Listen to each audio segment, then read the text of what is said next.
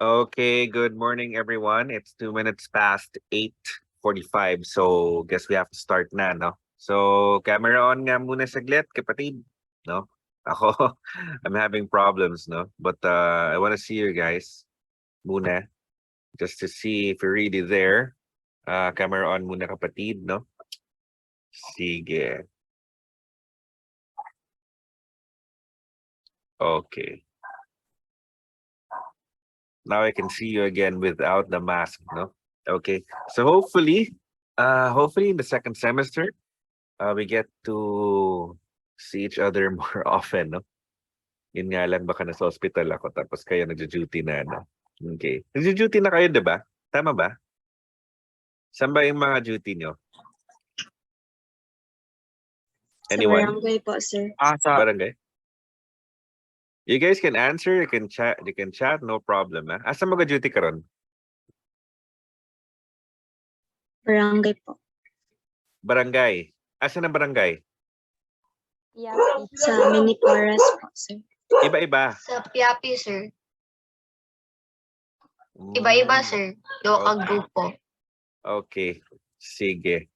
So, remember ha, community health nursing, mao gina siya ang pinaka-start, no? Pinaka-start sa tanan. Pero mao po na ang I would like to say na community health nursing is in the grassroots program, no? Ito yung pinaka-in touch sa mga tao.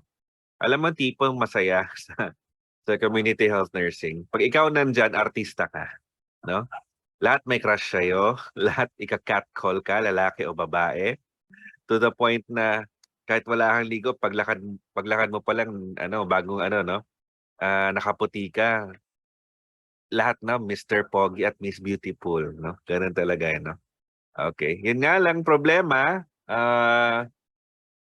usually no napapatagay ka talaga minsan. Naging mga siningan no mga pasyente na kung dili ka mo tagay na bad, no? Mo nang usually I actually know someone who started as a community health nurse. Then within a span of 4 years, 4 years, very fast. Siya nakaroon ng mayor, no? Ayos, di ba? Tindi, no? Tindi. Namulitik ka, no? Not a bad thing. Not a bad thing. As long as you have the support of the people and you're able to do something well, then why not? Okay. Sige.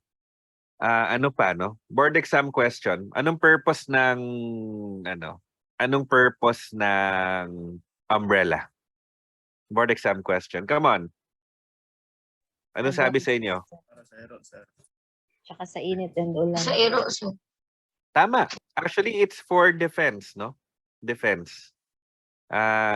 Defense, or actually, ang lumabas sa boards is more of for protection. No? Protection. Yung isa, against the element. Sa isa namang estudyante ko, sabi for protection against animals, no? So, wag maliitin, no? Ang payong, very important. Tsaka alam mo sa mga eto expected na kahit papaano no, yung mga babae may mga daladalang payong yan eh. Ewan ko kung paano kumakasya sa mga bag nilang maliliit, no? Pero kumakasya talaga for some reason yung mga payong nila. Pero alam nyo pag yung yung sa mga lalaki no, usually kayo talaga pupuntahan, no?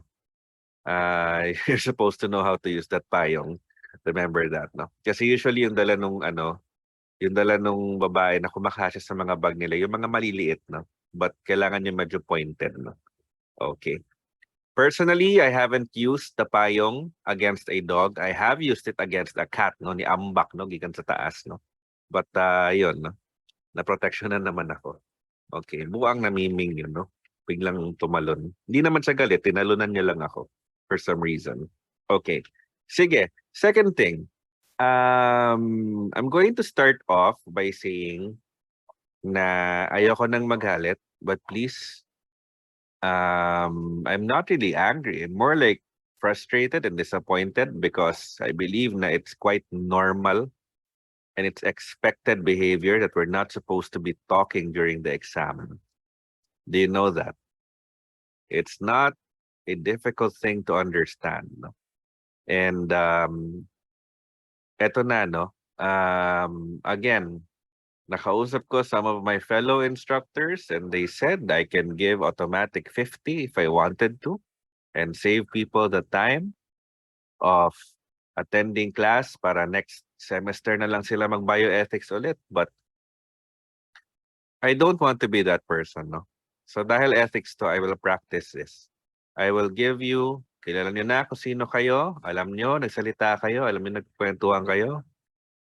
I will give you the benefit of the doubt, no? But again, if you do that again, then in the principle of justice, no, I have to act on it. So please, again, no, do not turn me into that person na nambabagsak sa ethics, my goodness. Claro? Ha? I don't want to be angry anymore. So after I talk to you about this, gusto kong kalimutan. Nothing na. I want to move on na. Ha? Ayoko na. So I'm going to forget about it, but please do not remind me. So if you do it again, not you personally, but you as a class do it again, then I would have no choice. Okay? Thumbs up if you agree. Consent yan ha. Agreement yan ha. Thumbs up ha. Okay. My goodness, no? Okay. Third and last thing before we begin. Congratulations. Hindi ko na babanggitin yung taong yun. But the highest score for the exam ninyo was this. Without the benefit of the lecture. And the lowest was this. Okay? Naintindihan? Therefore, I am deciding that the total number of items for the prelims will be naintindihan. In short, if you got 61 out of 60, then you have a problem. You have a huge problem. Sobra ka pa sa perfect, no? Okay. Pero still, we need to have an exam or quiz to compensate for that. This will be 40 items, or to be fair, no? 2 20-item quizzes. Naintindihan? Ha? Sige. So, when will that be? That will be this Saturday.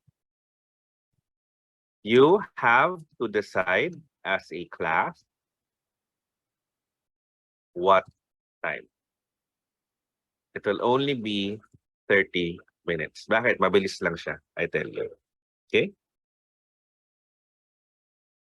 Klaro? Sabot mo ha. Gusto nyo gabi? Alas 10 ng gabi, walang problema. Okay. Ibibigay ko ba yung mga scores ng exam? Yes and no, not as a class. Not as a class. You have to message me. Okay? You have to message me. Naintindihan? Klaro ha? Oh. Bibigay ko ba ang scores? Yes. Di naman sa akin yun eh. Sa inyo yan eh. Okay? But definitely after na, para humana, para sa grade ha? Already gave you the range of the scores. So that's, was it 46? Yeah, it's 46 to 72. That's the range of the scores. Ibig sabihin, actually may 0, no? Pero kaya na-appeal na Scantron, no, na wala answer, no? Nakulbaan ko ato. That yun. Okay. So, any more questions before we go? Sa Messenger po mag-message. Yes, sa Messenger. Yeah, email would be very difficult, no? Or actually, pwede din, if marunong kayo, sa ano na lang, para madali. Pwede din sa Quipper. Kabalo mo, mag-message sa Quipper? No? Dili lang ano, no? Grabe ka rin, no? It used to be sa panahon namin, it used to be MIRC, no? I doubt you remember that kasi wala pa muna panganak-anak. And then we had YM, no? Yahoo Messenger. And now, PM na lang, no? Sa Messenger. Now, I guess you guys have Discord, which I'm trying to figure out, OMG. While, ano pa? Now we have to figure out Quipper, no? Ganun. So, Quipper is nice, no? Quipper is nice. Okay. So it's easier if you message me on Quipper kasi parang, I don't know, diretsuhan na siya. Okay? Sige. No more questions? And with that, let's begin. Sige. You can turn off your camera. Daghang salamat. And let's move on to the first part of our discussion. And of course, hanggang dito lang yung magiging exam natin. Hanggang sa dito lang na topic.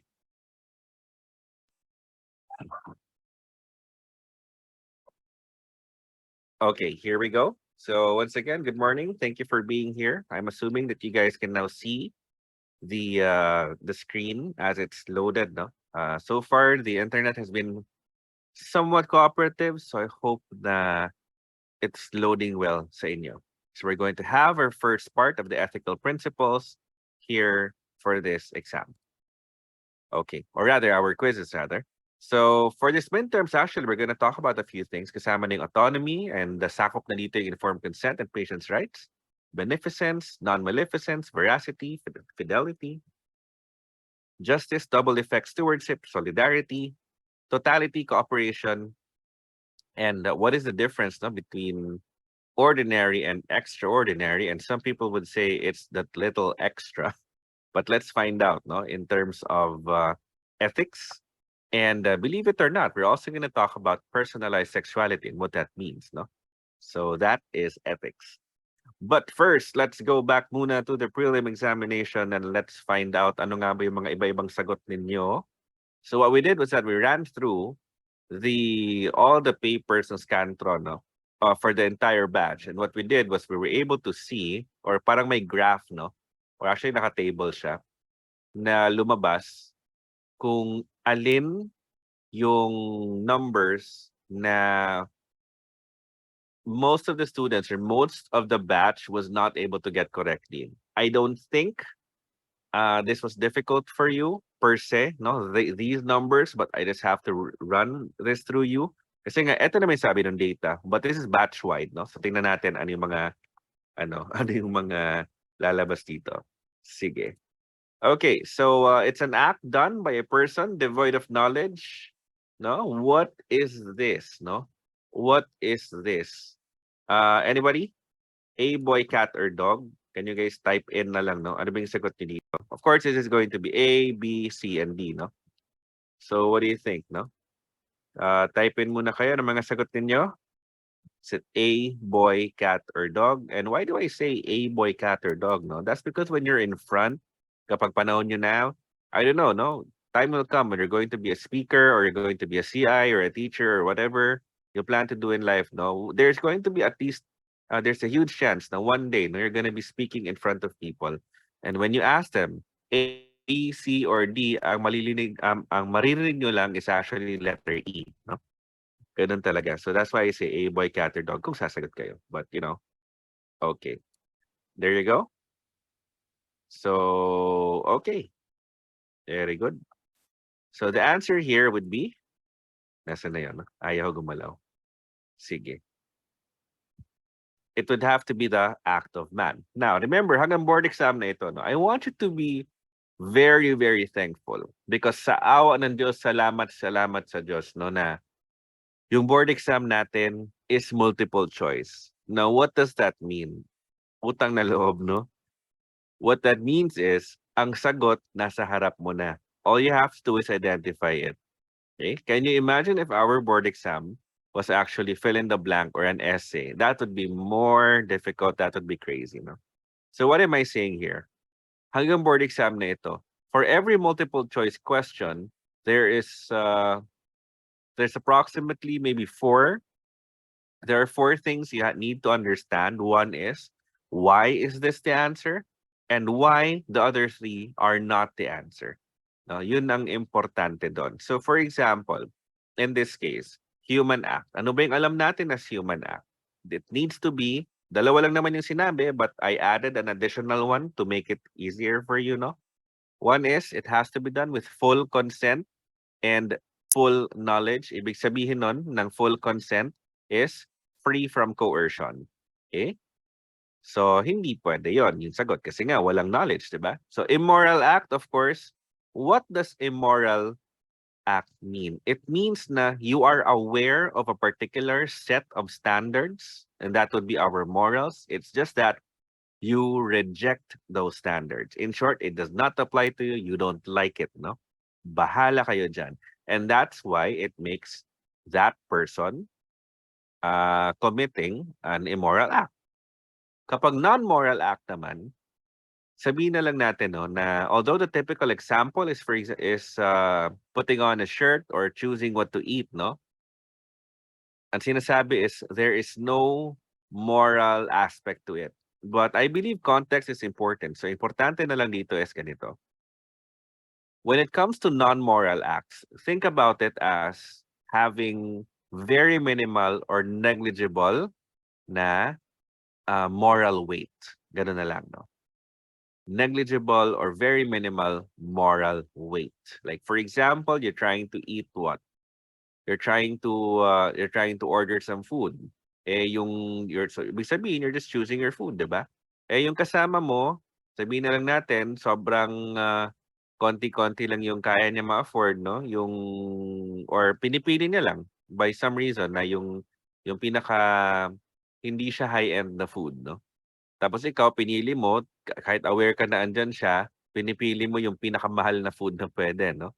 So, again, no, context is important, but again, in the end, it's all about your choice. Kasi malay mo, sobrang yaman naman ng katabi mo, hindi lang siya nag-order ng mahal, hindi na lang gusto, no? But again, it's moral. Moral weight ang importante. And of course, this would be act of man kasi walang knowledge. Okay, next. Ivy decides not to participate in the research consent. In short, pumayag ba siya? Yes, pumayag siya. Nagkataon lang na nagpalit siya ng desisyon. Okay? So the nurse tells Ivy that she has a right to change her mind based on which of the following principles? What is your answer? What is your answer? Sige. Okay? A, boy, cat, or dog? Go. I would have run a poll, no? But masyadong ano. A, boy, cat, or dog? Answer? Sige. Konti lang sumasagot? Sige, sige. Okay, in this case, the answer here would be what? It would be autonomy and informed consent. Sige. For the reason na we're going to discuss more in detail in a few slides further, no? Again, paternalism, justice is not applicable in this case. It's autonomy and informed consent. Why? Because she's able to decide for herself, given in reality, no, given the right information, the right context, no? And the beneficence, double effect, no? It's not about the maximizing good, no? And pwede din naman ang competence and the right to know kasi binigyan naman siya ng information. It's just that the idea here is she is able to decide for herself. Okay. How about number 3? During a hurricane, ang nangyari, there was flood water. Now remember, this is something that's not really only happening in theory, no? This really happened. This really happens rather, lalo na in times of war. I can remember, no? I had my friends na who were on duty doon sa Marawi. If you've been there, no, alam niyo yung nangyari, no? Was it a few years ago? So talagang mabuti na lang, no, sa awa ng Diyos, no, hindi naman tinamaan yung or hindi nasali yung ospital, no. But their life there was crazy, no. They were receiving a lot of patients while very limited yung resources. So just know that these things really happen. Okay. An ICU nurse manually ventilates a patient with an ambu bag. Ibig sabihin walang mechanical ventilator na available kasi nga wala nang kuryente. So ginawa niya ito, binuhay niya yung pasyente for 6 hours until naisip niya na kailangan niyang iiwan ng pasyente niya para tulungan yung natitirang kasama niya na may dalang 12 na newborns to safety. So which of the following decision is most likely clearly or most clearly supported in this case? What is your answer? Type A, boy, cat, or dog. Let me know. No? Let me know.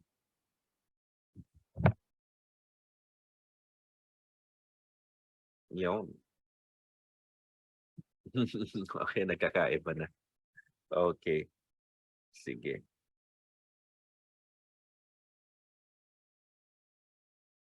Bakit nagdi-direct message kayo? Ayaw niyo malaman ng classmates niyo? Alam niyo malaman ng classmates niyo yung ano, yung mga sinasabi niyo. Sige, which is fine, no? Which is fine. Sige. Okay. So the answer here would have to be utilitarianism. Why? Why? Alam mo ang nakakatuwa in a way, no? And this is going to be important later. In utilitarianism, take note of this, ha? It seems na utilitarianism does not care. Ang pangit pa yung gano, but it does not care about what? It does not care about informed consent, no? So, okay. Deontology, pwede naman kasi 'di ba deontology is the what we call the oughtness or what is essentially in our case, no? What ano yung dapat, no? We have a good word for that in Tagalog and Cebuano, no? Unsay dapat, no? That's deontology. And virtue ethics, of course, yung mga virtues natin, no? And yung mga scholastics naman, no? Natural law, yun naman yung kay ano no, Saint ano yung mga saints natin. Okay, so why is it na utilitarianism ang importante dito? The reason is we have to maximize what is for the greater good. Now, it's not a difficult decision per se when you look at the mathematics behind it. If you could do something that could save people, would you do something that could save one life, sacrificing 12? Or would you sacrifice one life to save 12? No? It's a very easy decision mathematically, but of course, when you're there, it can be very troubling. It's as simple as, what is another analogy, no? Na pag nagda-drive ka, nagmamaneho ka, tapos you lost your brakes, are you going to hit that one elderly person on the left, kunwari, or are you going to hit the 3 young people on the right, no? So, ganon. Those are the ethical concerns natin. So, it's utilitarianism because we're going to take care of the most people. Ganon na lang. Okay. Patients in the active phase of labor asking for remedies to minimize pain. Sabi ng OB niya, pwede kang pumili between regional anesthesia. Kaso, sobrang effective niya and sobrang mahal. Pwede din pumili kung gusto mo ng IV sedation na lang, which is papaantokin ka lang, pero sobrang affordable niya. So, dahil binigyan niya ng choice, yung pasyente niya, what is the answer here? A, boy, cat, or dog? Go ahead. What do you think, no? So, type in your answers, ha? I'm gonna take a look at that later also. Kayo talaga nag-direct message. It's fine. Sige. Okay, in this case, the answer would be informed choice. Why? No, why? Ganito lang 'yon. Bakit hindi right to informed consent? Why? Because this is not really about being given information and deciding, no? And deciding na nandun dapat yung in-explain mo, naintindihan niya, at yung laman, no? May kakayahan siyang umintindi. So it's not really that. It's not about deciding, no? Deciding whether to go through with it or not. Hindi rin siya right to refuse treatment because in the situation, the patient is not really refusing anything. Although it can be argued na when you choose something, you're also rejecting the other one, no? But that's not really evident in this case. And how about informed decision? Informed decision is more of, sabihin na lang natin, no? Focusing on one option. Ganun na lang. Focusing on one option and then getting all the information for or about that and then deciding if you're gonna go through with it or not. So very, very similar to informed consent. But the bottom line here in informed consent is deciding for yourself. Tapos sa informed decision is to go through what is being presented to you. So ano naman ang difference ito sa informed choice? In informed choice, I only have one word for you, no? And that is having an alternative. Yun lang.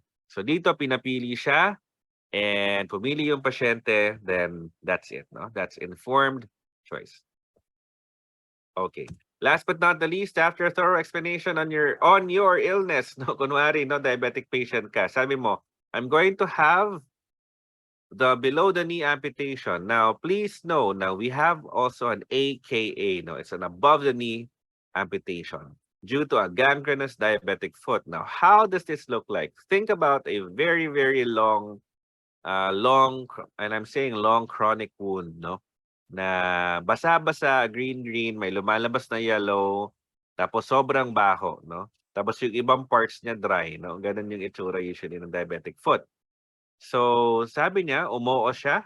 What do you think is the answer? A, boy, cat, or dog? What do you think? No? Sige. Meron pang wrong, mali na type, no? Ayos, kapatid. Okay lang yan, no? Dito naman tayo. Hindi naman tayo sa exam, no? Okay. What do you think, no? The fact here is, umokay siya sa pinresenta sa kanya. Okay. So in this case, the answer would have to be, nasaan na yun? Ay, gumalaw. Right to informed consent. Why? Right to refuse treatment. Was there anything here na umayaw siya? No. Was there an alternative here na nireject niya? Although in this case, I did mention above the knee amputation, no? But here in a situation, wala naman binanggit. And how about this, right to information? Hindi naman siya nagtanong, diba? Pag nagtanong siya, that would be right to information. In this case, he decided for himself. The key word here is that he what? He agreed, no? Agreed. And I know this is pang board exam na ng konti, but please know, ha, na importante ito when I talk about informed consent. You will be sad, no? If you don't have it, ha? Legally speaking, you will be sad if you don't have it. Ano yun, no? You have the signature, you have the agreement, no? And disclosure. No, ito pang boards na to, ha? Ito yung simplified natin na lumalabas. You need to have the signature, the agreement to what you have disclosed. Siyempre kasama na rin doon yung ano, yung alam mo na may kakayahan mag-decide yung pasyente. Okay? Ganun lang. Okay. Next. Okay, moving forward to the discussion. Eto na tayo. And I believe mukhang hindi naman ano, no? Looking at your answers, no? Parang kayang-kaya nyo naman, no? Okay. Sige. Now, moving forward to the discussion. Here we go. Let's talk about rights, no? Ano ba talagang rights? Now, we often hear in the movies or in the I think it happens more in the Filipino K-dramas, no? Karapatan ko yan, no? And if you seen the one of the viral videos recently, no? Meron yung parang conductor na yun, no? He was saying, bigyan ng karapatan yan, no? Umupo. Okay. But what exactly is a right, no? So, one thing you have to understand is it's important because ayun nga, like what we talked about last time, every person does not live alone and you actually live in relation with other people. And what does that mean? That means that, ayun nga, no man is an island.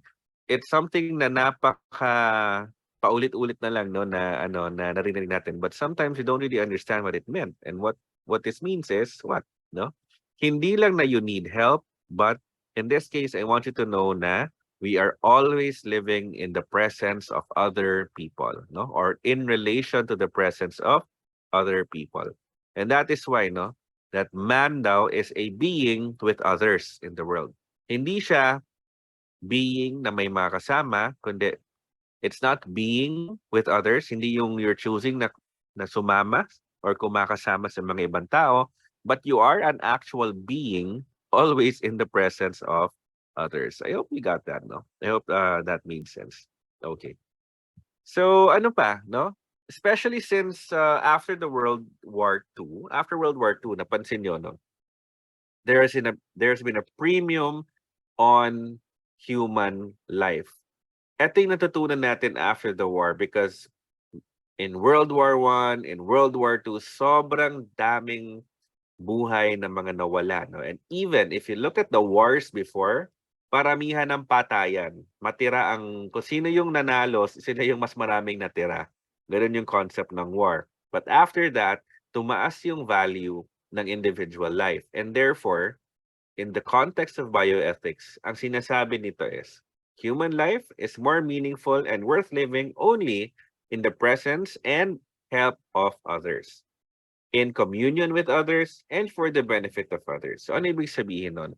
I don't know if you've noticed, but in reality, no, not all, but the general rule is that, or the general observation is that some of the greatest people in the world, yung mga sobrang galing na mga leaders natin in society, or even in your batch, no, or your class, sila yung mga sobrang daming oras na nabibigay for charity or for helping others.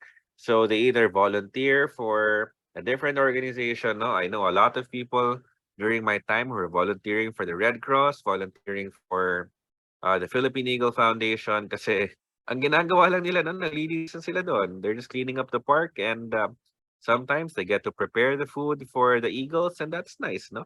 So the bottom line here is that the greatest of us actually live in service, no, for other people as well. And that's why we have chosen this profession and this calling, no? Kasi by nature, there is a sense of selflessness sa atin and for others yung gusto natin. Okay? Now I tell you, no matter how pagod you are, no, how very pagod you are in your duty, kapag may isang pasyente nakita mo na gumaling, yung dating na stroke, that dahil sa'yo, natuto na siyang magsulat ulit at eventually, nung tinanggal na yung tubo, natuto na siyang magsalita ulit and then you see that person eventually getting discharged, hinahatid mo siya pauwi, no? Or not really pauwi, but hinahatid mo siya, no, na susunduin na siya sa baba, sa labas ng ER or sa labas ng hospital. Grabe, no? That is an amazing feeling. Tapos nagpasalamat siya sa'yo. Tanggal lahat ng pagod mo, I tell you that, no? Okay. So the concept of rights as well, it holds true for all kinds of human relationships. So bumabalik pa rin tayo sa physician-patient relationship because the patient is an individual just like a physician. Ibig sabihin, kailangan may some degree of equality, no? When you look at them individually. So they're also both endowed with reason and freedom, and they enjoy natural and inalienable rights. Now, what does that mean, yung inalienable? Hindi siya matatanggal sa'yo kahit kailan. Kahit magpasa pa, even if there's going to be a law that's going to be passed saying na you don't have this right anymore, hindi siya pwede maalis sa'yo. No? Doon mag-argue yan. Diyan na pumapasok yung mga human rights natin. No? Well, actually, it depends on which society you belong to, but in reality, no, the theory is these are rights that cannot be removed from you in any capacity. Lalo na dito, this would be known as the patient's rights. So, what is a right? A right is a moral and inviolable power. See, you have power vested in a person to do, hold, or demand something as his own. And that is why, no, kapag may nakita tayo mga nagva-viral na videos, you're saying, karapatan ko yan, and all this and all that, you're usually demanding something. Either demanding for a product or demanding a particular standard of treatment na you feel was not given to you. No? So yun yung concept of rights. And by extension, everybody does over one's own being. In short, ginagawa mo ito para sa sarili mo because you want to do good or to do good by yourself, no? Okay. So, ano pa? It leads to a corresponding duty. Ibig sabihin, kapag may isang right ang isang tao, yung kausap niya may kamukha naman, no? May kamukha naman siyang duty na dapat isasagot doon sa right na yon. Ano yung duty na yon? To respect and not violate this right. So, ibig sabihin kung kahit anong decision ng pasyente mo, kailangan respetuhin mo yun. O, eto na yun, no? Sinabi natin, duty is correlative of right. Please take note na the difference, no? Lalo na sa inyo, yung mga gusto matutong mag-debate, no? Very useful when you say this. Correlation is not causation. Ha? Correlation is not causation. So, kunwari, what is a very crazy correlation, no? Sabihin na lang natin si Hitler. Si Hitler uminom ng tubig. Therefore, pag sinabi mo, Hitler drank water, you drink water, therefore you are like Hitler. O, diba? Parang medyo weird, no? So, just because correlated yon sa yung pag-iinom ng tubig sa buhay ni Hitler does not mean that you're gonna end up like him, no? So, yun. It does not, the tubig did not cause Hitler to be like that. Ganun na lang. So remember, na duty is, another word would be associated with right. Okay? So right is something that's mine or yours, and it belongs to a person by nature, sometimes but not always reinforced by law. Like for example, there was a time in this world that everybody, the world over was participating in slavery. So we had the Arabs enslaving other tribes, we had the Africans enslaving other tribes. We also had our tribal wars here and there sa atin dito sa Pilipinas. So it's not really you have to correct the narrative na it was the the whites or the Caucasians who were engaging in slavery. In fact, if you did not know, trivia na lang, no, they were not actually the ones rounding up the Africans, no. Ang mga kapwa Africans were the ones who were raiding other tribes para ibenta as slaves, no. So that's a very important point, no. But the thing here is that what am I saying? What I'm saying is slavery at the time was very much legal, no? Very much legal, but just because it's legal does not mean it's ethical. And I'm telling you right now, slavery still happens in the form of human trafficking. Okay? So trivia, which country daw no, was the first or one of the first to abolish slavery?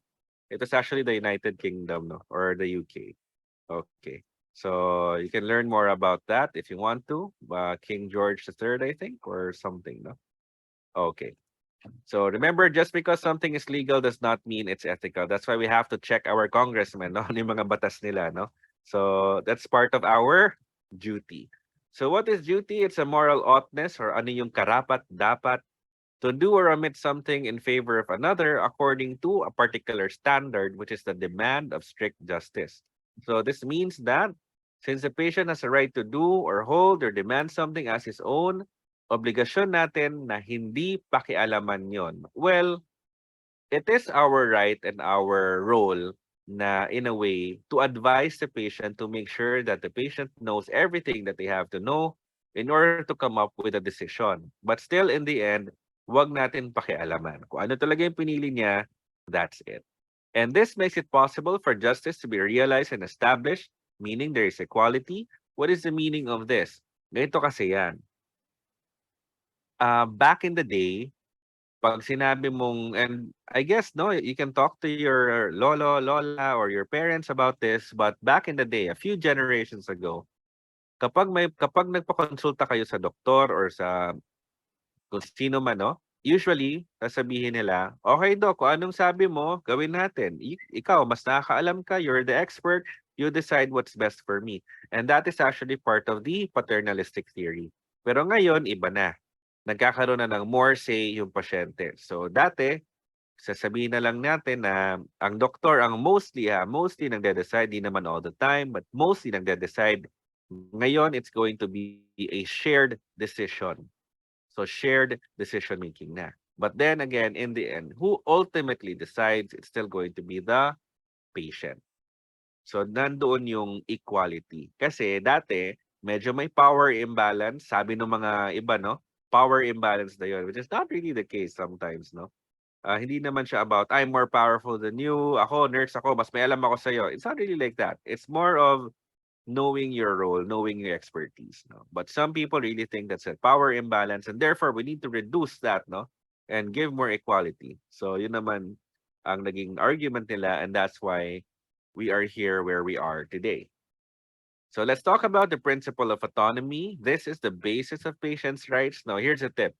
If somebody asks for a principle, then you answer autonomy. But if somebody asks, what is that right? Then that right would be self-determination. Ayun, it's a very important theme in bioethical literature. Ito na yung mga human experimentation. Di ba, napag-usapan natin last time.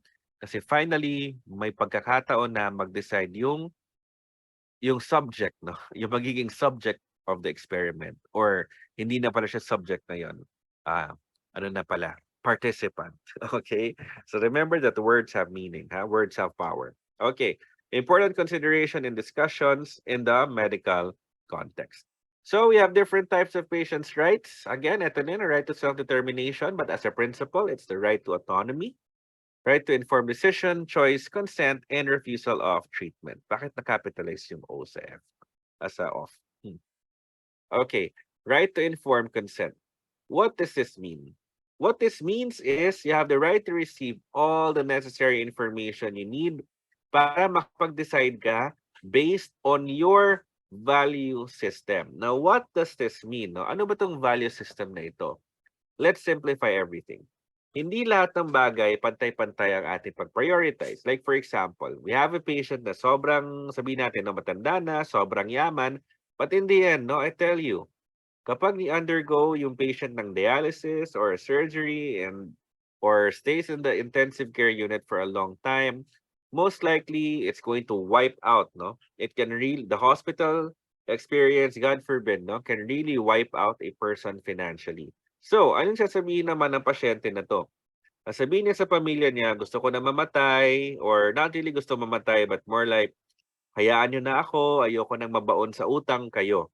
Sabi naman ng pamilya, Mapa, Lolo, Lola, we love you so much. We're going to take care of you. Bahala na. We're going to fight for how many days or fight for that 1 month or 2 months or we're just gonna fight, no? Magpapabaon kami sa utang para lang mabigyan ka ng chance, no? Because sometimes that's how, no? That's how at least the Filipino family expresses their love as a group, no? Paglalaban namin kayo, bahala na mabaon sa utang. So there's a conflict there in the value system.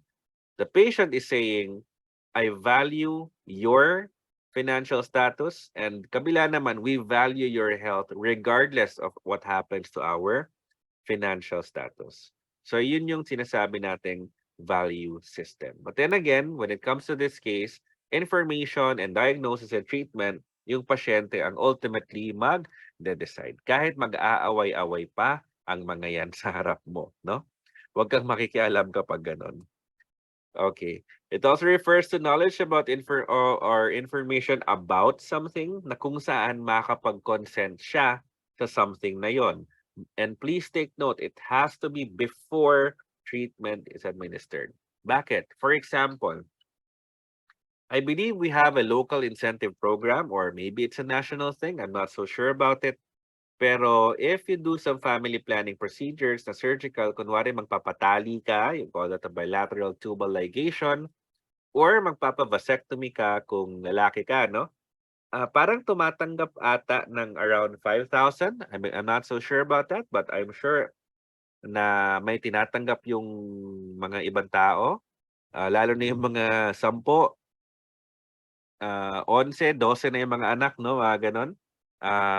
Binibigyan, no, ng incentive, no, to have those family planning methods. So ganito yon. Kunwari, sinabihan mo yung pasyente mo, oh, dami mo ng anak. Oh, sir, dami mo ng anak, magpa-vasectomy ka na. Tapos ang sabi niya, sige, anong mangyayari niyan? Oh, magkakaroon ka ng 5,000. Sige, go. Sayang din yung 5,000, no? Ayun, nagpa-vasectomy. Tapos after a few years, sasabihin niya, Doc, ma'am, naghiwalay kami ng asawa ko. Gusto kong magkaanak ulit magkaanak ngayon sa bagong pamilya ko or bagong kinakasama ko. Paano yung vasectomy ko dati? So, akala pala niya na reversible yon. And that's difficult because once it's cut, it's cut, no? So, mahirap yon. I don't know if there's a surgical procedure na mabalik yon, but maybe there is. Hindi lang ako na-update, but bottom line is that the case of that patient was hindi niya alam na it's going to be difficult pala, no? So make sure na alam niya lahat ng risks and advantages ng kahit anong treatment na gagawin. Okay. So what are the 4 major elements of informed consent? We have competence, disclosure, comprehension, and voluntariness. So ano ibig sabihin nito? Competence is letter C. Competence is C, capacity for decision making. Ibig sabihin, kaya niyang mag-decide, kaya niyang masabi yung dahilan niya, at yung dahilan niya ay maayos naman. So, of course, this is in theory lang because sometimes people will just say, I've decided to have this procedure. Tatanungin bakit? Kasi gusto ko lang. Yun ang decision ko. Sometimes it's like that, no? But that is more of a question of someone not opening up. Ganun na lang. Not opening up to the person asking, but it does not mean no, na hindi kaya i-justify. So kapag ganon, that's another issue, okay, or another concern. That's really kailangan before someone gets to decide, meron dapat siyang sound mind. You're going to read that a lot no? If you plan to be a lawyer or you plan to go into psychiatric nursing or forensic nursing, no? You're going to be reading sound mind a lot.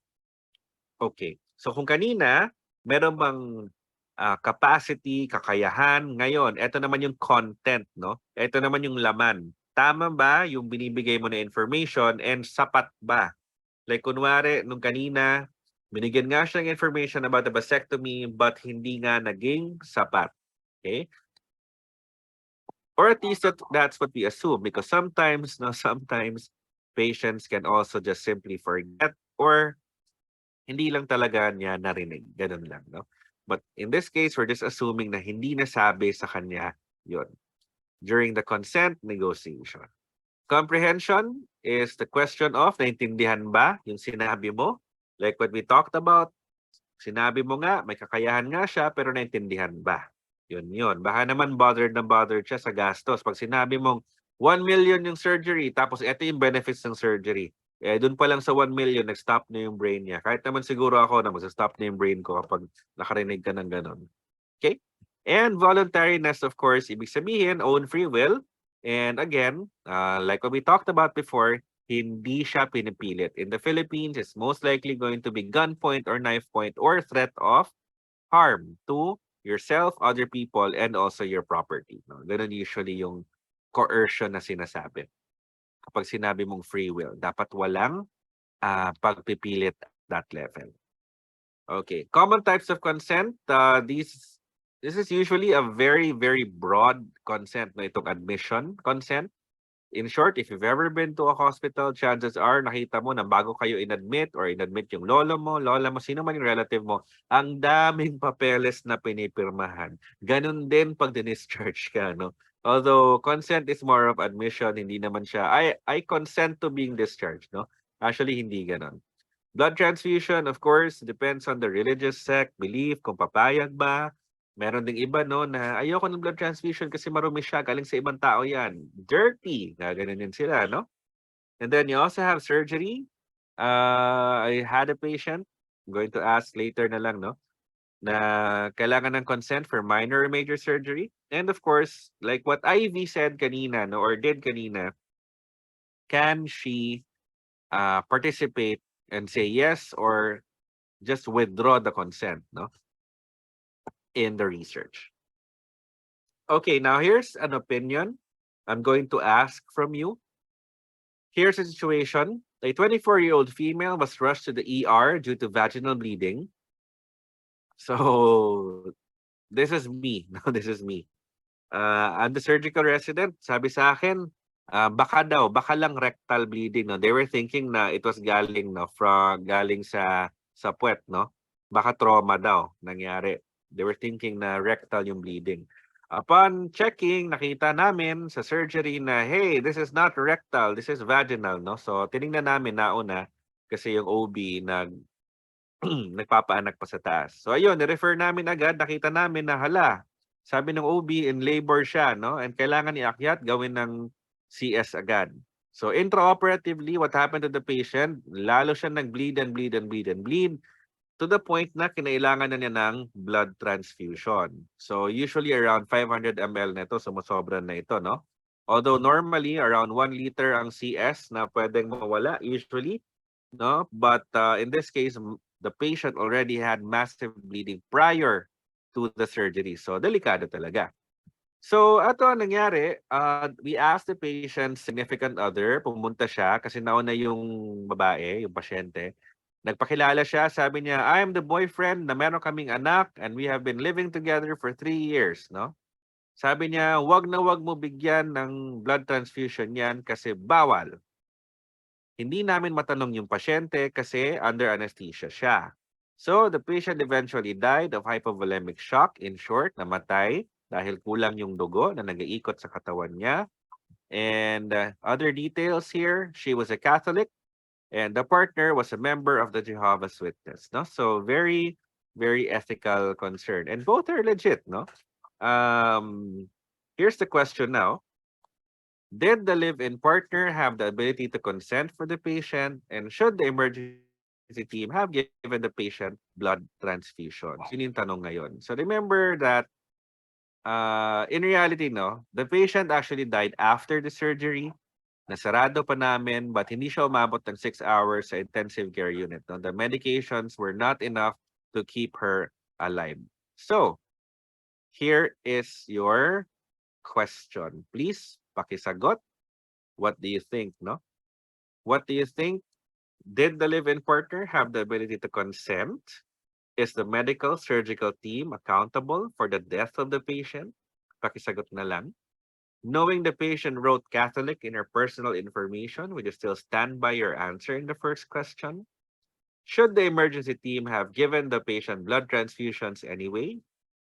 If you were the anesthesiologist, would you have given time to wake the patient up? In short, gigisingin mo ba siya? Bahala na mag-waste ka ng time and ng blood. Ultimately, sino naman ang may pinakamalaking naging role sa pagkamatay nung pasyente? So, what do you think, no? Okay. Lumalabas ba sa inyo? I hope so. Isa pa lang sumasagot, no? So, maybe isa lang sa inyo ang andyan. Sige. Remember, I'm using these polls to assess for the attendance as well. Okay, it's been 1 minute. I'm gonna give you 1 more minute. Only 3 people have answered. So, it looks like we're gonna have concerns here in the attendance. If hindi, no? Wala akong magagawa. I will know sinong sumagot. Okay. 30 more seconds. Only 12 people have answered.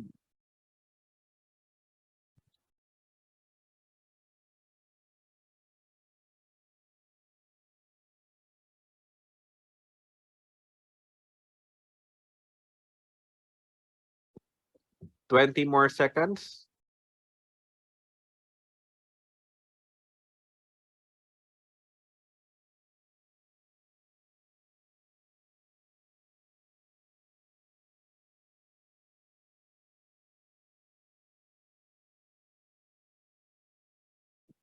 Five, four, three, two, one. Okay, so for now, 6 people were not able to answer the question. Sige. So did the live-in partner have the ability to consent for the patient? Some of you, majority answered yes. Bakit kaya? We're gonna find out later. Is the medical team accountable for the death of the patient? No. Bakit kaya? Knowing the patient wrote Catholic, would you still stand by your choice in the first question? Yes. Dapat ba binigyan na lang pa rin? Okay, pero nag-yes kayo, no? If you were the ANES, would you have taken time gisingin yung pasyente? No. Ultimately, sino ang it's interesting. Some of you think it's the emergency room team, no? Sige, tingnan natin to mamaya. Okay. Right to informed decision. So what are the necessary elements for genuine deliberation? In short, paano mo masasabi na may kakayahan ka, sapat yung nasa iyo para makapag-decide? So you need to have the right information and understanding. In short, you cannot make a moral decision without these two present. It also refers to the necessary information of and understanding on a particular subject, in this case, a medical treatment, bago ito gagawin. So the patient must be informed of the whole process and must understand that this information pertains to an appropriate moral decision na mararating ninyo. Ano pa? Kailangan, importante talaga dito is alam na yung mga alternative courses of action. Okay, pero please know, please know. In reality, magkakamukha lang yung choice, decision, and consent. Magkakapatid lang yan. Sometimes in one situation, yung tatlong yan sabay-sabay pa. So as soon as all information is present, the patient can consent to it or ayaw niya. So whatever is decided becomes the patient's moral choice. Sige. Ito din, right of refusal, only to the extent permitted by law. So to be informed by the medical consequences of his actions. So I am reminded of what happened nung meron nga kaming senior patient na lumabas ng taxi, tapos nahulog, nabangga tuloy, and then na-fracture yung kanyang hips, and dialysis patient siya, so ayaw na niya, no? Sabi niya, kahit clear naman siya ng internal medicine, and surgery was saying, go ahead, we can do it, as long as you say yes, we can do the surgery, no problem. Sabi ng internal medicine, we will be there the entire operation, so we will be watching over you. Sabi naman ni anesthesiologist, sure, I will take care of your fluids, make sure na you won't bleed to death, no? Kahit dialysis patient ka. Why? Because dialysis patients usually have heparin, no? They have heparin in their blood, and that makes it difficult for the blood to clot. So, ang sabi pa rin niya, no, ayoko talaga, that's it. Sir, ano pong rason natin? Ayoko lang. Wala akong so, anong ginawa ko? Sinabi namin, sir, pag hindi po kayo magpapa-opera, it's going to be difficult for you to move around, and you need to move around the house. And you need to move around to and fro, meaning you're going to be coming and going to the dialysis center at least twice or thrice a week. That will be very difficult if we do not do surgery on your fracture. Sabi niya, okay lang, ayoko talaga. Okay, so what do? We had the patient sign a waiver, and that's it, no? I'm not sure how the patient is right now, but I hope he is well. Chances are, though, hindi maganda yung clinical outcome if hindi siya nagpa. It's my medical opinion. Sige. Regarded as a fundamental right in a free society, so I'm not sure if you're familiar with this, but if you're into the geopolitical scene, no, of the world, actually, meron tayong mga freedom index, no? So, meron daw, sabi nila, meron daw tayong right to die when prevailing circumstances warrant it. Just remember that invasion of a person's body, the patient without consent is considered an assault. Actually, hindi lang siya assault, no? It's also battery. And physicians may be subject to legal actions. What's the difference between assault and battery? Take note, ha? Take note.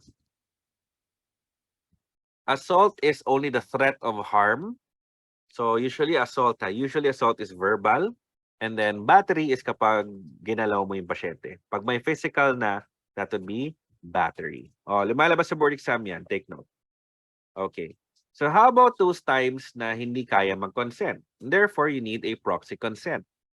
Now, a proxy consent is a process by which people with the legal right to consent, in short, yung mga taong kaya mag-consent para sa sarili nila, kailangan mag-consent ngayon para sa ibang tao na either binigay sa iyo yung right na yun or dahil walang kakayahan yung taong yun mag-consent. So, anong importante dito legally? Yung taong nagbibigay ng consent or nag-delegate ng right to consent, kailangan may karapatan siya, in short, adult to adult in reality, must be legally and medically competent to delegate the right. Ibig sabihin, 21, 22 years old na nga, no? Legal age na talaga. Pero, meron namang psychiatric disorders. So, ibig sabihin, hindi siya medically competent to decide. Tapos, kailangan, pag yung tao naman pagbibigyan mo ng right na mag-decide para sa'yo, dapat siya din, legally and medically competent. So, yun lang naman yung ibig sabihin nun. Okay. So, who can give consent? What if the patient is a minor? Then, you go for the parents. You go for the legal guardian. What if adopted? Doesn't matter, kapatid, no? Doesn't matter. Adopted, once na the papers are done, walang pinagkaiba legally, no? Walang pinagkaiba sa natural-born children na tinatawag natin. Okay. Now, in the Philippines, usually nangyayari, may mga magulang na umaalis, pupunta na ibang bansa, no? Either nauuna lang or talagang gusto lang nila mag-work doon kasi mas maganda yung opportunities for the family, no?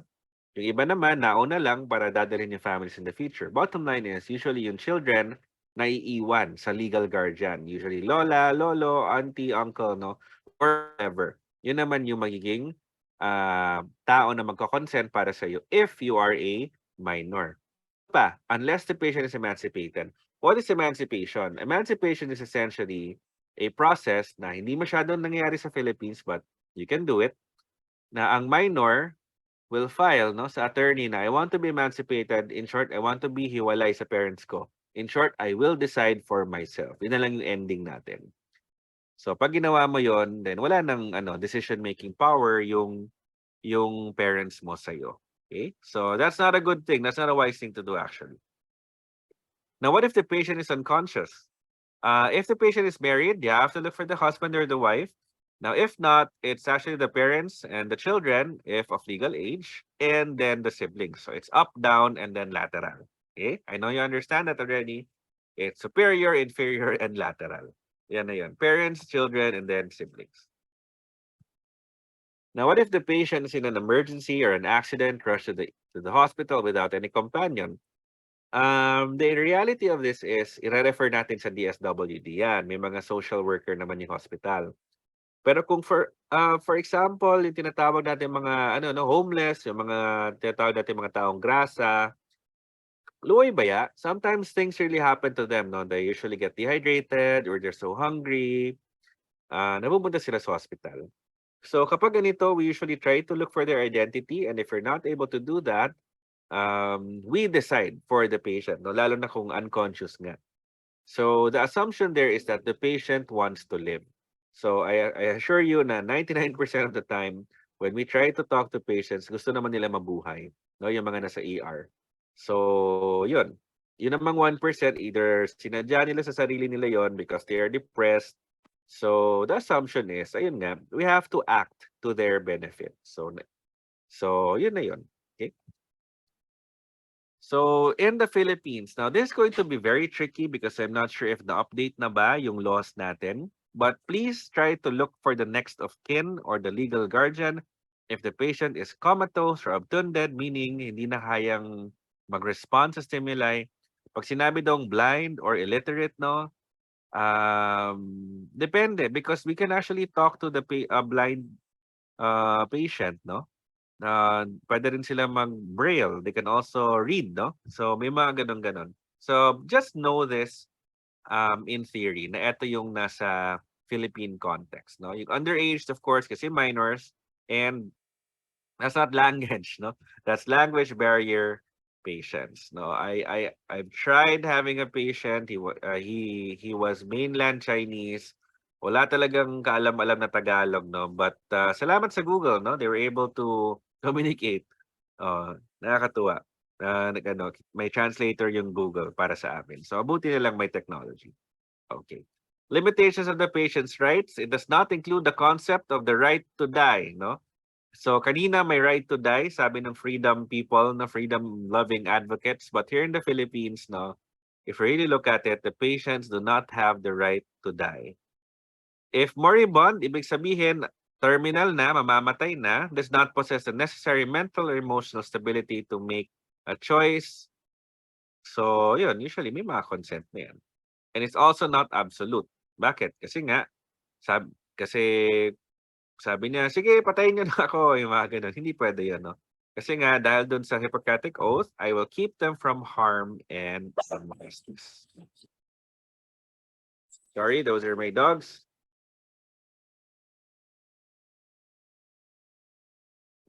Okay.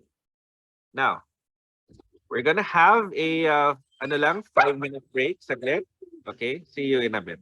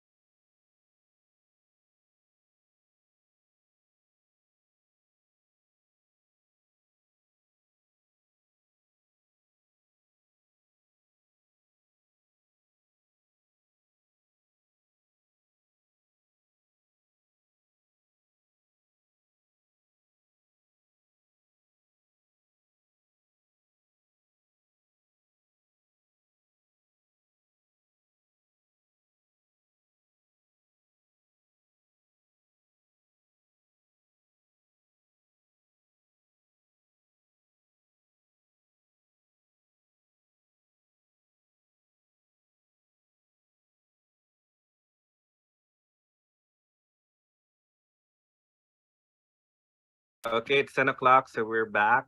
Let me just share. Okay, we're actually down to our last few slides. And we now have the Filipino patients' rights. No? Filipino patients' rights. So of course, this was formulated by the DOH. So importante dito is that ikaw, please know na ikaw and your family, okay, have the right to appropriate medical care and human treatment. And actually, no, parang kulang ako nito. It's actually humane treatment. Humane treatment. You also have the right to informed consent, privacy and confidentiality, the right to information, the right to choose healthcare provider and facility. Now take note, this is very nice to look at, very nice to read, but if you really think about it, it still depends on your financial capacity. Si healthcare provider, pag sinabi mong may mga ano talaga, no? May mga surgeon, may mga specialista na sobrang mahal, no? And karapatan nila yon because of the training and the experience nila, no? So in the end, we are still limited to our own financial capacities, but still, no? You are given the right to choose your own doctor. Okay? Ano pa, itong facility. Now, if you look at things, dalawa lang yan private or public. Now, chances are, if you can afford it, you would go to a private institution. No? So, yun nga lang, in reality, yung mga Filipinos, no, don't really have a budget. In reality, don't really have a budget for medical expenses. That's the general thing going on for majority of people. So, they still end up by default no, sa mga public healthcare institutions natin. Right to self-determination, that would be kamukha ng principle of autonomy, right to religious belief, right to medical records, and the right to leave. Now, please know no, na dalawa importante dito. Right to religious belief, you can only impose it on yourself, not on other people. Right to medical records, you own the data. Ikaw ang nagmamayari sa laman ng medical records. Pero yung medical records mismo, the hard copy, is owned by the hospital. That's why kailangan mo magpaalam to access it. Lalo na kapag cases ng medical legal or sometimes you feel na parang unfair yung pag-treat sa akin nung parang hala may krimen, no? Ganon, something like that. Of course, that's your allegation, so you need records to prove that in a way. Like for example, sabi mong wag alisin yung appendix ko. O ayun, inalis pa rin, no? So something like that, no? Although it's a crazy example, but remember na you own the data but not the copy of the medical records. That's why you have to write and ask permission from the hospital. Or yung tawag namin dyan is the records custodian. Okay. You also have the right to leave the healthcare facility, but please take note to leave it in a good way, ha? Hindi yung mga tipong nandun ka tapos after everything, no? After everything, inoperahan ka na sa ICU ka, okay ka na, bigla kang tumakas, no? Sumama ka doon sa basura, ganon, no? Nangyari na yan sa amin, no? Okay. Yung mga tipong gagawin ng lahat, no? Gagawin ng lahat, wag lang operahan, i-dialysis at tubuhan ang pasyente. Unsa na buhaton na mo, no? Stuff like that. Okay. Tapos kapag hindi nakabayad, meron ding iba no na gagawin ng lahat, doc, gawin niyo ng lahat, operahan, save niyo pasyente namin. Sabihin namin, we are a private institution. This happened in Manila, by the way, no, nung nagte-training ako. We are a private institution. We're not gonna ask, kasi bawal. We're not going to ask for a deposit from you, but can you afford the surgery? Can you afford the ICU? Sabi nila, yes, gagawa namin ng paraan. Sa last part, after everything, buhay ang pasyente maliban sa maliban sa ay di pala. The patient did not make it kasi nga nag-deteriorate over a long course of time kasi hindi sila nakabayad, so nagka-pneumonia and everything. Tapos wala nang pambayad ng bills at namatay ang pasyente even if he survived the surgery. Ang nangyari, no, dinemanda pa, no? Dinemanda pa yung ospital, no? Pinaradyo, pinamedia, no? Yun yung mga reality ng mga tao, no? So, it's not just about the compassion and everything. Sana may respeto din both ways. Please know that, no? Yung mga promissory notes, usually mahirap talaga yan para sa hospital because if people are not paying, the hospital will not survive, and who's going to suffer eventually? It's It's everybody. Right to refuse participation in medical research, just like Ivy kanina. Right to correspondence and to receive visitors. This depends. Please take note na kapag it comes to public health, like for example, last time we had COVID, cases are still there, people are still dying. Please know that, but we needed to isolate people, no? So we had to override this right in a way. Kasi otherwise, yung mga visitors, yun yung tatamaan, di ba? So we're actually protecting everybody. Right to express grievances, yes, you can. Kung may reklamo ka and you feel like you were not treated well, do it well, no? Do it properly. Do not do it to social media kasi inalisan nyo rin ng karapatan yung hospital or yung other party na to the opportunity to answer you, no? Or to explain to you what really happened, at least sa their side. Pero karapatan mo yan, no? Go to the hospital director or go to the customer service or complaints department kung saan man yun. Right to be informed of your rights and obligations as a patient. So this is very important. Kung sa criminal law pa, no, we call this the Miranda rights. I'm sure you've seen it on TV. You have a right to remain silent. Anything that you say will and can be used against you in a court of law. You have a right to a lawyer, stuff like that, no? Those are the Miranda rights. In this case, you have the rights and obligations as a patient, part of which is you're supposed to tell us the truth, which is very difficult, no? It was very difficult during the time of COVID, and we're still in the time of COVID, but people were really lying. People were lying. Bahala na, hirap na huminga, mamamatay na, basta hindi lang daw sila ma-diagnose as COVID, no? So, yun ang masasabi natin. People are more afraid of the stigma than dying. And I believe that's something's wrong there. Okay, kasi you're affecting other people. Now, just a few more slides. Principle of confidentiality. It means non-disclosure of a private or secret information about other persons which one is entrusted. Ibig sabihin, you are required to maintain the privacy of another, especially when you got this information because of your work. Like for example, you're taking care of a patient in the ward, nalaman mo na yung visitor niya is actually kabit niya, nakikinig ka. Okay, or nakapag-eavesdrop ka, tapos naglalambingan sila, tapos malalaman niya, parating yung asawa, tapos syempre they're going to pretend na friends lang sila, gano'n, no? Sasabihin sa'yo ng pasyente mo, nurse, ma'am, sir, ayaw lang saba, ha? O talagang wag kang makikialam dyan, no? That's the principle of confidentiality. Naku, wasak yun, no? Delikado yun pag nakialam ka. Pwede ka pag mademanda. Okay, privacy pertains to the right of the individual to control the personal information or secrets that are disclosed to others. And it's a fundamental right of individuals. Yun nga, no? So confidentiality is to maintain that privacy, and privacy is the right to control the information or secrets that are disclosed to other people. Okay? So, kailan ba okay na wasakin yung confidentiality? If naman makakasama sa mga tao, like infectious diseases or concerns of abuse, reportable yan, ha?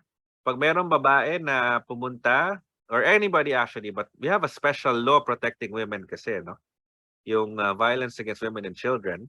So if you think that a woman or a child is being physically abused, actually any form of abuse, but physical abuse lalo na, yung may mga fracture, makita mo yung mga pasa-pasa, iba-iba ang edad, no? Iba-iba ang kulay, ibig sabihin it's been going on for a long time and it frequently happens, then you are actually obliged, no? Or dapat i-report mo yan sa mga police. And that is why minsan may mga police talaga na malapit lang naka-station sa mga hospitals. But here in the Davao City, you have to go to SPMC. Okay? Nandun yung mga medical legal cases talaga natin in general, ha? Sige. When someone is about to inflict grave injury upon an innocent third person, in short, no, kung kaibigan mo to si Venom, no, kung alam mong mangangain siya, naku po, no? So, dapat sabihin mo. Prior knowledge about someone planning to commit a crime. There you go. Avoid when necessary for the subject to avoid grave injury. Like in short, may gagawin siya na ikakasama sa kanya. Then you have to protect the patient. And if, of course, kapag naman ikaw, if you keep the secret, ikaw naman ang masasaktan, no? So stuff like that. Okay? So it's okay to breach confidentiality in those cases. Sige. And we end there. Okay, yun lang. Any questions, mga kapatid? Any questions before we go? Going once? Going twice? Okay, ayun. You can type in your questions or you can raise your hand. Either is fine. Okay. I'm not gonna read your names anyway. Okay, sir, what if walay parents yun and tong live-in lang ang naa katong sa consent? Okay, so sige, let's discuss it, no? Walay parents jud. So what do you mean? Do you mean that the patient is a minor? If the patient is a minor, tapos nakikipag-live-in, kasi pwede naman makipag-live-in yung mga minor. We call it tanan, di ba? Essentially, we call it tanan. Wala pa rin. Minor pa rin siya. Hindi pa rin pwede. Either legal guardian or the parents pa din. Okay? Walang karapatan si live-in, lalo na kung minor. Okay? Legal ba mag-sign consent ang live-in? Very, very tricky. Very, very tricky question. Una, the idea there is we assume na married sila. In this particular case, actually, nagsabi sila na asawa, sabi niya asawa niya yon, no? But alangan, mangita pa ba may during the operating room, no, na experience, may nga ba, may pangitaig medical certificate, pangitaig marriage certificate, no? Mangita pa ba daw mi ana na in the case of life and death na. So, usually wala. But please take note na around 5 years, no? Around 5 years, hindi na kailangan ng hindi na kailangan ng ng counseling and all that. Pwede na ikasal, no? Pwede na ikasal. Parang hindi nata kailangan ng marriage license, something like that, no? Kapag at least 5 years. Okay? Kapag 5 years. You can read up on that in the law. But in general, kailangan kasal. Meron din kasi no, sa mga bukid-bukid. Meron ding mga sobrang isolated na mga barangay, mga bahay na sabihin natin 50 years, 60 years na silang nagle-live-in, no? Tapos ilan na yung mga manok nila, ilan na yung mga anak nila, ilan na yung mga baboy nila. Tapos sasabihin mo ba, hindi kayo married? O, ganun, no? So, nire-recognize na rin siya. Yung mga ganun, nire-register na rin. But of course, there are legalities about it, no? So, sige. Any other questions? Okay. Kung wala, I'm just gonna ask maybe 1 or 2 people doon sa poll natin. Sige. No? Sige. Number 1, did the live-in partner have the ability to consent for the patient? Yes or no? Anybody? Anybody na willing sumagot and share your answer? Walay mali ani? Yes or no? May karapatan ba si live-in partner na mag-decide para sa pasyente? Anybody? Yes, Barroso, go. What do you think? Sir, kay di ba base imong sa imong gisay sir kay anak siya nga asawa daw niya. Mhm. So I think yes kay since tag-ingon man siya asawa siya. So nana siya right na mag sign of consent po. Okay, so your opinion, again, walay mali ani ha. We're all just trying to understand how someone is attacking, no, this situation. So sabi ni Ms. Barroso na it's about the claim, no? It's essentially about the claim na mag-asawa sila. So yung claim gives or gave that person the right. Okay? So it's the claim. Very good. Very interesting. Very interesting attack or approach. Anyone else? Another one before we move on to the next question? Anyone? Kung wala, magtatawag ako ha. Okay sana no kung another one ng mga nagsasabing no, no? Para makita natin yung other side of the fence, other side of the story. Anyone? 5? Okay. Concepcion, yes. What do you think?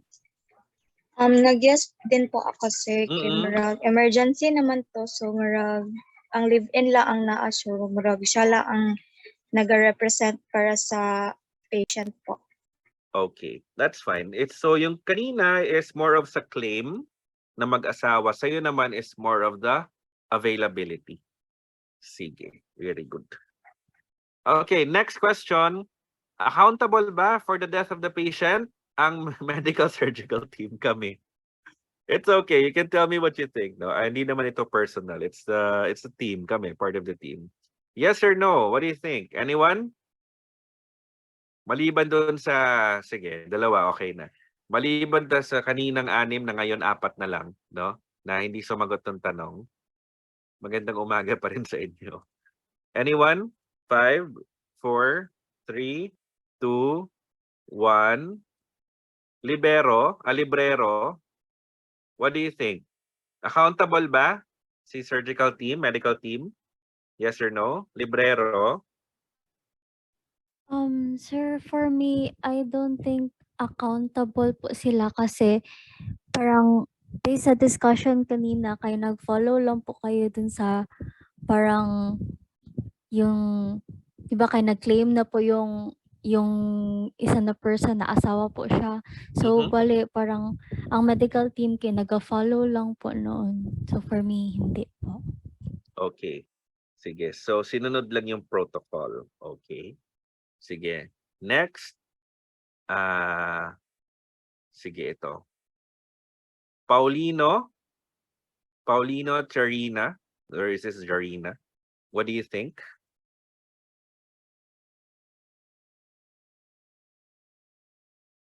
Paulino, Charina, is the medical surgical team accountable? Yes or no?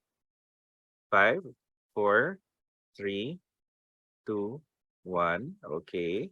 Kagampang, Ivan, what do you think? Sa ano gyapon sim no tong sa Mhm. second Yep. ano sir, What's your opinion? no gyapon sir kay Mhm. pas sa giingon ni katong first case na imong gitawag kay naga-follow lang mo sa rights sa patient sir. So sa informed na consent. Mhm. Okay. Sige, so you agree. Okay. Sige. Mukhang siguro may maano, no? Oh, happy birthday daw. Tama ba? Tinood ni? Ha? Tinood ni? Yes sir. Ayo Birthday kayo. ban. Oh, Happy sige. birthday. Give me proof ha. But in general, no, usually naga ano ko, kung birthday gani basta na ako ginahatag na ano, na points. Let me know. Sige. Bakit birthday? O sige, Flores, what do you think? Last. Before I move on sa next question. Flores, Medi Grace, go. Dili po sila accountable, sir, kay naipit lang man sad sila sa desisyon atong live-in partner. Okay. Naipit lang. Okay, I understand. O talaga, birthday din ng isa.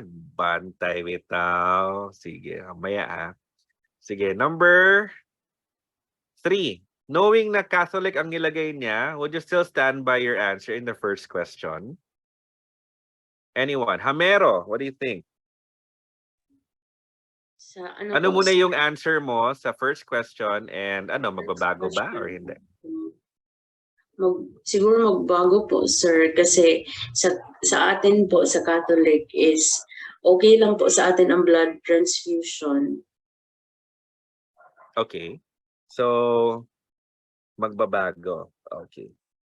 Sige. Kasi okay lang yung blood transfusion. Guys, please take note ha.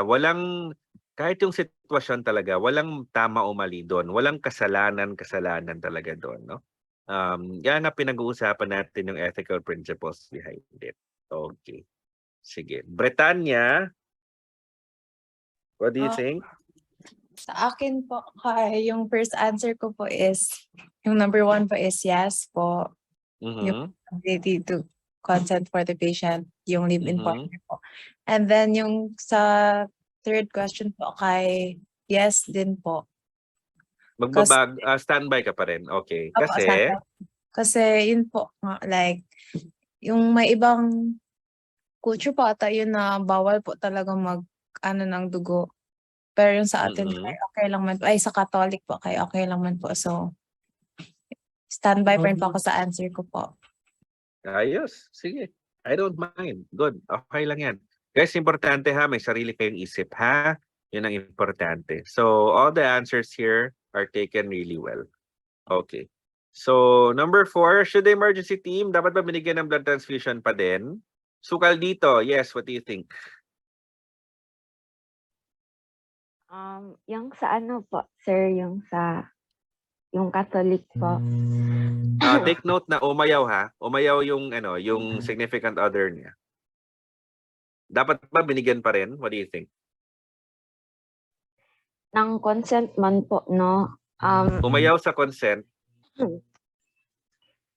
For me, kay choice niya man po kasi yun. So, wala po tayong magawa sa choice niya. Yun po. So your answer is no. Dapat hindi siya binigyan pa rin ng blood transfusion.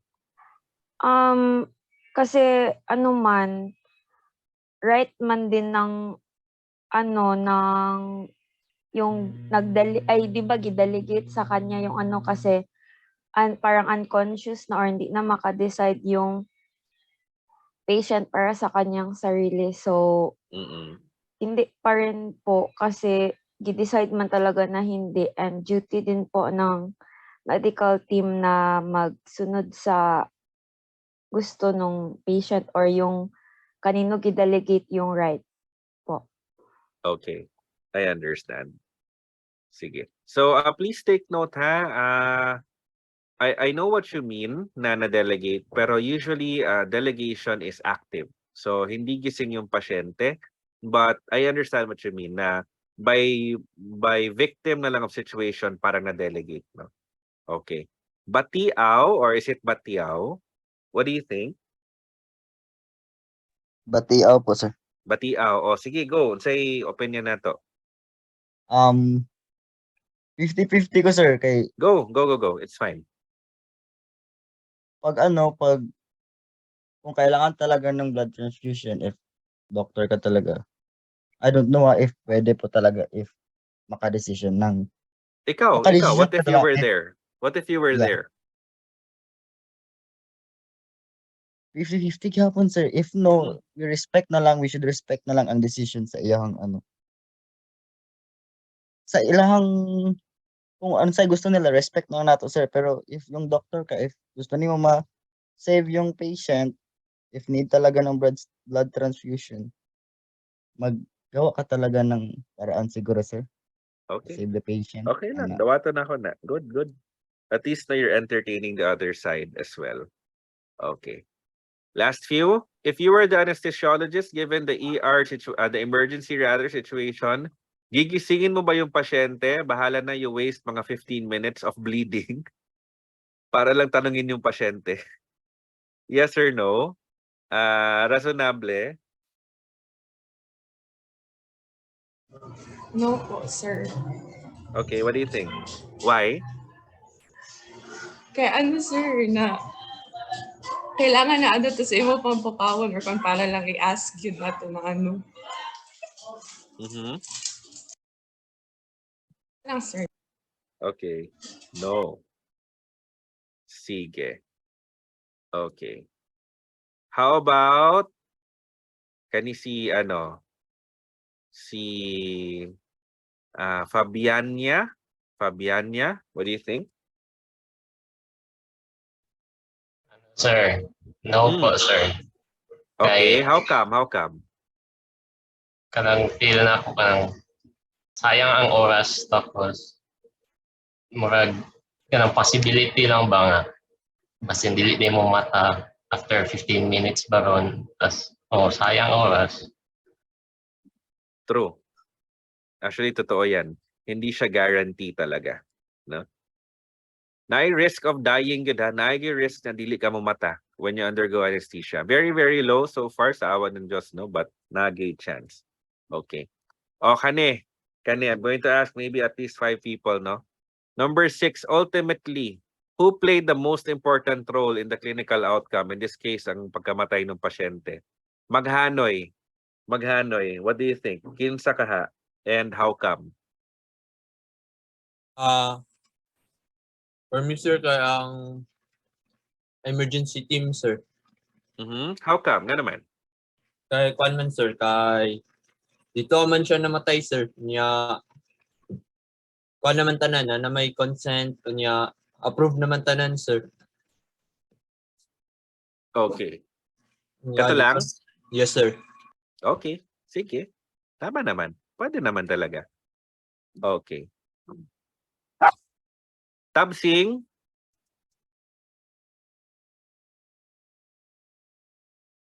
Tabsing.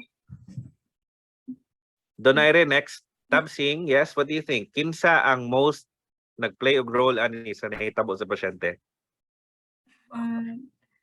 Ang gi-answer ko sir kay ang surgical team pero kay narato man gud ko sa time ato pero kuan naka-realize ko na ay ang kuan ang answer ko dapat kay si yung live-in partner po.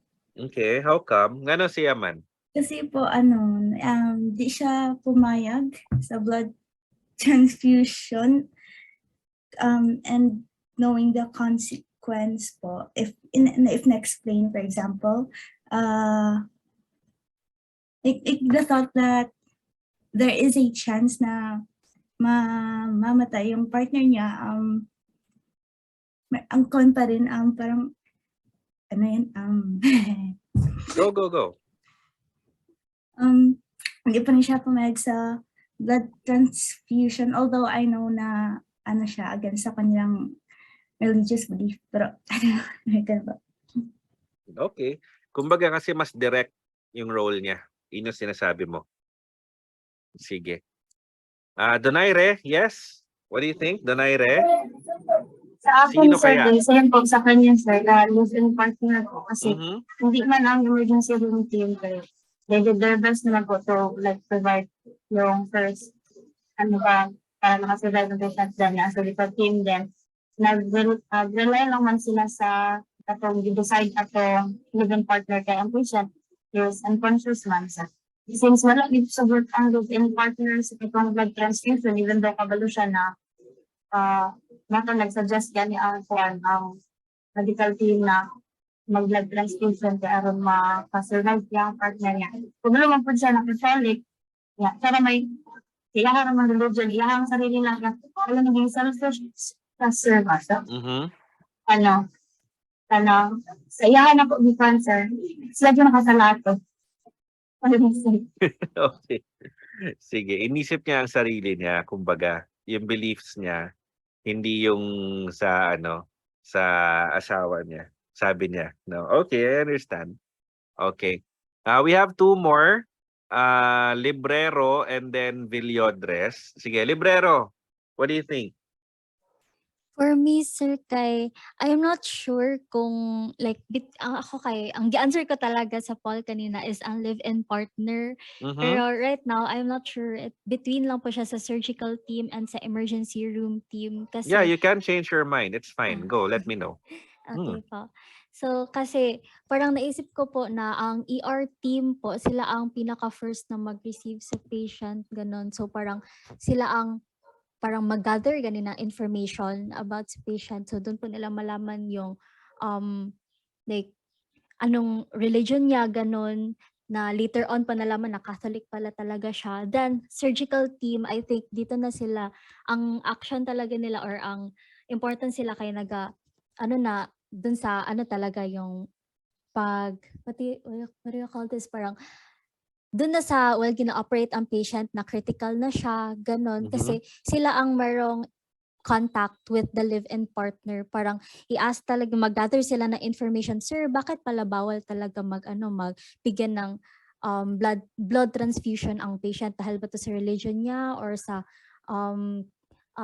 personal choice niya, ganon.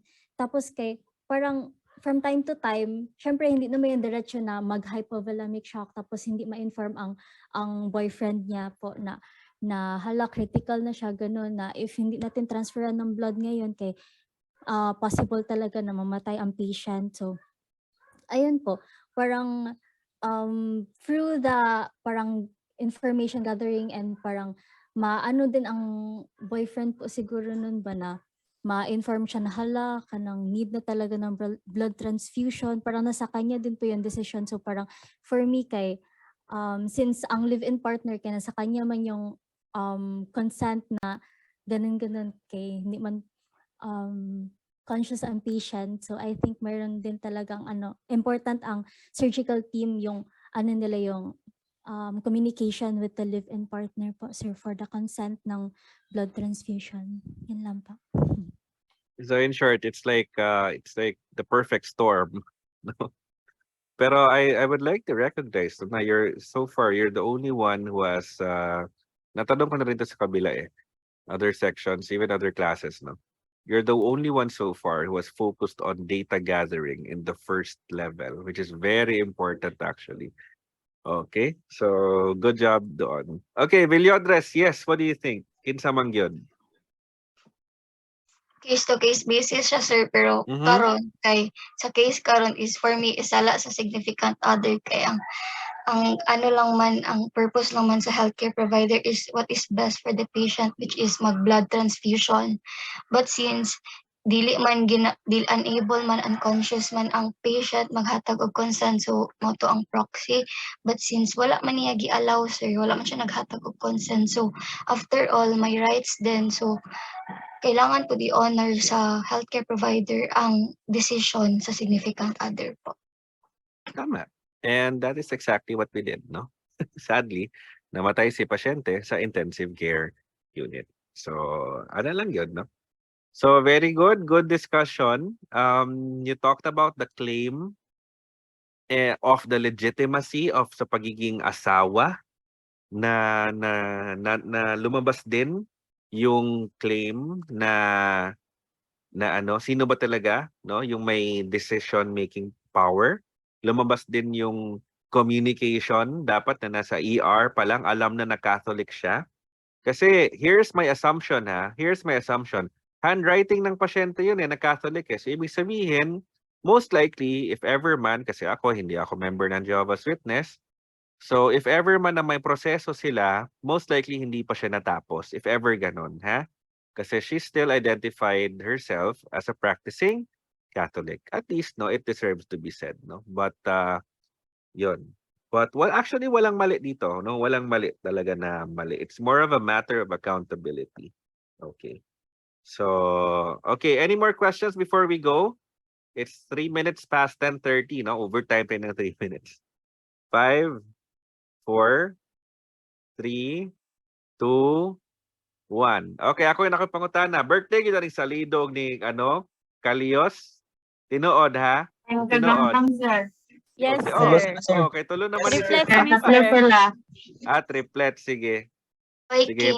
Paghatag og ID paghatag og ID sa sa inyong president, then unsa ni? Then ayun. I'll give you something, Yan lang. Okay? Sige, sir. Sige. Thank you, ID sir.